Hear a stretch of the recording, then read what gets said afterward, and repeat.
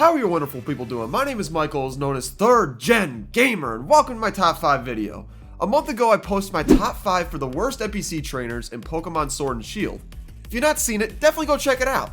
I received overwhelming support from that specific video, and many asking for more top 5 videos. Thank you so much for the support on my very first top 5 video, and I'm planning to do more on my channel. In my video in the comments, I asked for what I should do next for my new top 5.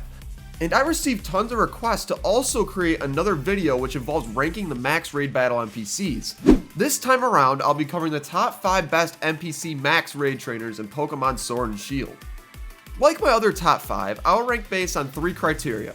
1. The Pokemon stats. 2. The Pokemon's attacks. And 3. The AI decisions from each trainer. Please note, like my top 5 worst NPC trainers video, this is based on my opinion and my own experiences, and you may believe otherwise. Whether if it's moving a couple trainers around or completely replacing them for my rankings, I do not expect everyone to agree with what I say in this video. But as a disclaimer, none of these trainers are really super good. I feel that real people from local player online will be 50 times better than what the game offers you for support in the raids. Lastly, this ranking could easily vary from person to person from the raids that they have experienced. Number 5. Musician Arthur. Arthur has a Salazzle that is a fire poison type with 3 moves, which are Flamethrower, Fire Lash, and Sludge Bomb. Salazzle is a fast special attacker that can chip away at Pokemon and their shields. Now, what I like about this Pokemon is Fire Lash. When a shield is not up, it can lower the foe's defense until it gets fixed by the raid Pokemon when they negate all the stat changes. Flamethrower and Sludge Bomb are just great moves in general, and Salazzle has no moves where it does nothing. The issue with Salazzle is that it's a very frail Pokemon. Its defenses are not good. Any heavy hit will knock it out, and you just have to hope that the raid Pokemon targets something else. But if it's not getting hit, it can be a relatively dependable Pokemon to have out on the field. Number 4. Black Belt Oscar. Now, Oscar is my man. He is honestly quite the lad. I talked briefly about him in my top 5 worst NPC trainer video at the beginning as an example of a good raid trainer. Oscar has a Hawlucha, which is a fighting and flying type. He carries the moveset Wing Attack, Feather Dance, Flying Press, and Thunder Punch. Oscar and Hawlucha are on this list because Hawlucha is a fast physical attacker who can do some damage. His trainer AI is pretty good. He tries going for Feather Dance when shields aren't up, and when shields are up, he goes for regular attacks. That's all you can really ask for. Though it would be better if he didn't go for Feather Dance, but it is what it is. He normally was my favorite NPC trainer until I started using level 100s in raids. When you have level 100s, you just want things that can take out barriers. Since Oscar likes to lower the attack of the raid Pokemon with no shield, it tends to waste turns going for Feather Dance when you're taking the raid Pokemon to their shield on the first turn. But that is really the only flaw except for the defenses not being good. He got dropped from my rankings pretty far from 1 because of the level 100 battles that I've experienced, but he still deserves recognition. When you have lower level Pokemon, Oscar can be really helpful. Number 3. Model Nikki. Nikki is a Jolteon, a pure electric type with the moveset Double Kick, Quick Attack, Electro Ball, and Swift. This Pokemon made the list because, like Salazzle, it's a very good fast special attacker, but bad in defenses. However, this Pokemon has moves like Electro Ball, where it does more damage if it's faster than the opponent, and in most cases this move works really well to do some damage. It has Quick Attack, which is a good priority move, Swift, which is a 100% accurate move even when the accuracy is dropped, and it sort of covers its weaknesses to most ground types since a lot of ground types are rock types with Double Kick. Now let's say if this ground type is not part rock type, Swift is able to do some good damage to ground types. Now, Quick Attack is helpful for knocking out shields. If a shield is 1 attack away from being broken, it helps you tremendously since you'll be able to deal damage to the raid Pokemon when there's no barrier with defense drops. That is really clutch. It's just super frail. Also, its moves don't really complement its special attack other than Electro Ball and Swift. Could matter for players who don't have level 100 Pokemon for raids. Number 2. Dr. Janet. Dr. Janet has a Snorlax, which is a normal type with the moveset Giga Impact, Body Slam, Crunch, and Stomping Tantrum. Snorlax is bulky, high HP, high special defense, and decent physical defense. It can deal some heavy damage with its high attack stat. Also, it has good type coverage. Honestly, there's not a whole lot wrong with this Pokemon. However, there is one issue with this Pokemon, and it's Giga Impact. Giga Impact is a 150 base power move that's essentially like a physical Hyper Beam. Once it uses the move, it has to take a turn to recharge. Sure, it's a very powerful move, but it does not help at all when shields are up on a raid Pokemon and it uses Giga Impact. After using Giga Impact, it just sits there and does nothing for the next turn. Any of the other moves that it could have gone for would be just as helpful when the shields are up. And that is really annoying. Before we get to number 1, I'd like to do a couple of honorable mentions that narrowly just missed this ranking. First, we are starting with Office Worker Portia. Portia has a Heatmore, pure fire type with the moveset Fire Lash, Bind, Thunder Punch, and Slash. Now, it has a similar feel to Salazzle, which was number 5 on the list, but take away the speed and put it towards its physical attack. So basically, it is a mixed attacker. The reason why this is not on the list was because it is significantly lower in speed than Salazzle, and you really just need a Pokemon that can take out shields.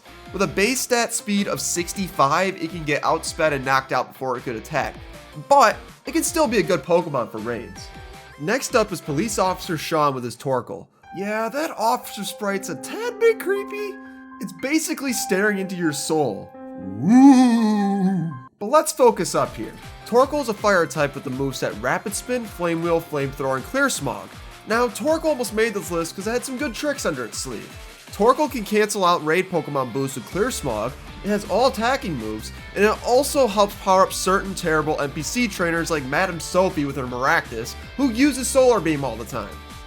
Torkoal has Drought, which brings out the sun for the raid, and Maractus needs it so it doesn't have to take in sunlight to use Solar Beam. Man, there were a lot of people who brought up Maractus in the comments in my top 5 worst Max Raid Trainer video, which I agree with after reading the comments. Anyways, the reason why Torkoal didn't make this list was because the positives are really situational, and it really sucks when you have a water type for the raid and then a Torkoal comes out with the sun to weaken your attacks. At least it does have some bulk to take hits though. Lastly, I would like to mention Office Worker Dean. Dean has a throw, which is a fighting type with the moveset Mega Punch, Revenge, Bind, and Brick Break. This Pokemon helped me out a lot in raids. It takes hits like a champ because of its bulk, and it can knock out shields effectively. Now, why is this not on the list? Well, type coverage is the issue. If you find a ghost type, this Pokemon can literally do nothing the whole time other than taking hits. Sure, it's very situational, but having weaknesses like that, it can be really bad when it does happen to you since you can't pick your raid trainers. I've had this happen to me once before, so maybe there might be a bit of a sting that lingers from that experience. Alright, so now it's time for number 1. Number 1. Lash Ivy. Ivy has a Weavile, which is a Dark and Ice type. Super fast, can pack a punch with its physical attacks. Weavile has the Pressure ability, which raises the PP usage for the opposing Pokemon. Okay, get your mind out of the gutter, PP is power points. Anyways, it has a full moveset of attacking moves with Metal Claw, Slash, Assurance, and Ice Shard. In my opinion, this is a way better version of Jolteon, which is what we talked about earlier. It has a priority Ice Shard, which is Stab by the way, to help with knocking out shields, and all of its moves complement its really good physical attack stat. I've never really seen this trainer do anything terrible, but its biggest weakness is its defense. And then it has a few bad type matchups, and really its worst matchup is a fighting type, but anything that's super effective against Weavile can be a problem. And obviously the raid battles that are not necessarily good matchups for Weavile are not going to be good because it will get bodied, period. But I just feel like I never really lost when Weavile was on my team unless Martin and his Cosmic Powering Solrock were on the field. Oh, that man! I still despise him, by the way. He is still the bane of my existence. But I digress. Weavile, in my opinion, has been the most helpful. So that is my top 5 video. Now, I'd like to reiterate that this ranking is based off of my own personal opinion and my own experiences. I know a lot of people will agree and disagree, which I saw in my first top 5 video, but let me know what you think about this ranking, and if you have any other opinions, let me know in the comments section below. From the last top 5 video, I've actually enjoyed reading all of your comments. It's fun to read about some personal experiences that you've had with certain Pokemon during raids, which would have altered my ranking for my top 5 worst NPC trainers if you were making the list. And it was honestly really cool. But I would still like to say that real trainers can be so much better than these raid trainers. If you have the opportunity to play locally or online with friends, please do. Also, please let me know in the comment section down below if you'd like to see a certain top 5 video from me. I do take requests, as the top 5 best NPC trainers was actually requested by quite a few people in the comments section of my last top 5.